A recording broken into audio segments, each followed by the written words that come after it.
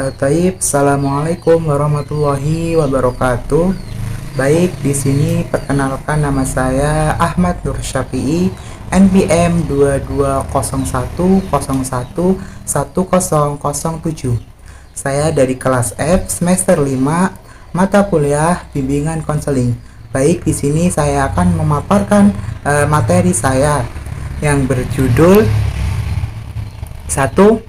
Awal mula bimbingan dan konseling.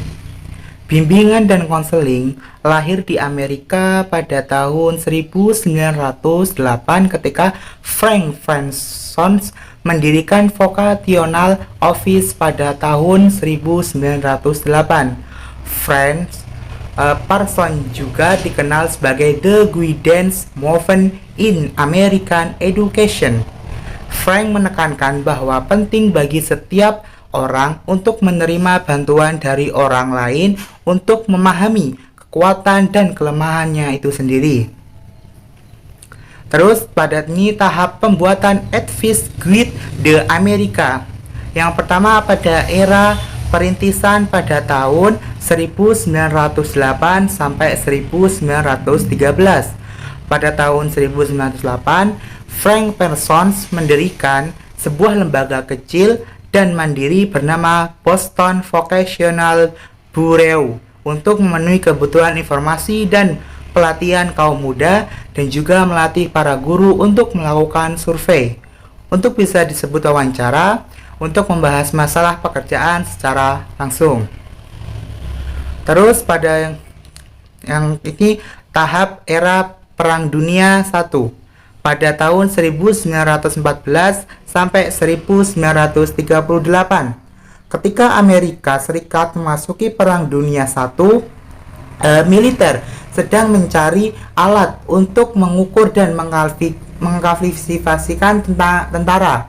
Kelompok tersebut ditegaskan untuk membentuk suatu mengikuti tes yang disebut dengan Alpha Angkatan Darat, yang mana dapat diterapkan langsung ribuan wajib militer dan hasilnya itu terbukti sangat bagus.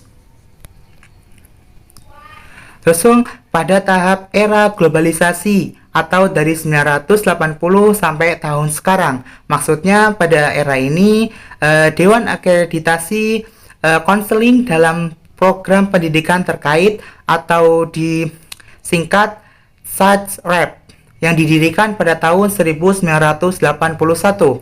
Nah, ini adalah divisi akademik atau akreditasi ACA.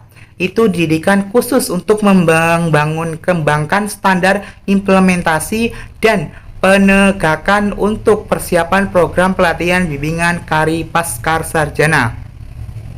Nah, aspek-aspek bimbingan konseling. Di sini saya akan membahas secara rinci terkait dengan perkembangan zaman yang semakin maju yang dapat mempengaruhi peningkatan pengetahuan populer dalam bimbingan dan konseling.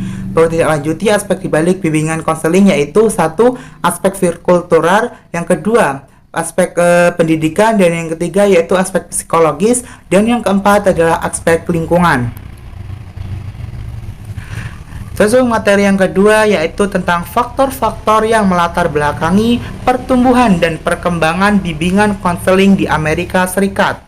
Bimbingan dan konseling karir yang awalnya muncul di Amerika Serikat dan berkembang pada abad ke-20 menyebabkan perkembangan bimbingan karir hingga saat ini dapat menemukan jalannya ke berbagai disiplin, ilmu, dan lembaga pendidikan seperti sekarang yaitu lembaga sekolah.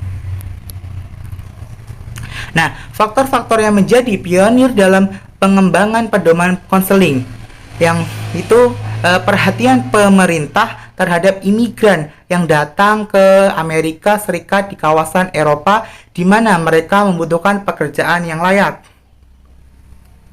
Pandangan Kristiani bahwa dunia adalah pertarungan antara kekuatan baik dan jahat. Atas dasar itu, lembaga pendidikan berupaya menyelenggarakan kelas-kelas tentang tata krama yang baik. Terus yang selanjutnya, pengaruh disiplin mental. Awalnya dikembangkan dari perlakuan yang manusiawi terhadap orang yang sakit jiwa dari rumah sakit. Nah, terus di sini selanjutnya, gerakan penelitian psikologi semakin melebarkan sayapnya dan pembuatan instrumen untuk pengujian kepribadian manusia dan juga dapat pengujian seleksi karyawan di berbagai perusahaan. Selanjutnya, pemerintah federal menghitung beberapa konselor untuk pembimbingan karir, pelatihan kejuruan, pencegahan kejahatan remaja, pencegah kecanduan, dan lain sebagainya. Nah, efek pengobatan non-detektif atau terapi yang terpusat pada klien atau terapi Carl Rogers, Carl mengganti pendekatan otoriter paternalistik dengan pendekatan yang terhadap potensi individu kliennya. Oke, mungkin itu pembahasan dari materi saya, materi 1 dan kedua. Kurang lebihnya saya mohon maaf. Sekian dari ucapan dan terima kasih. Wassalamualaikum warahmatullahi wabarakatuh. See you next time. Bounds.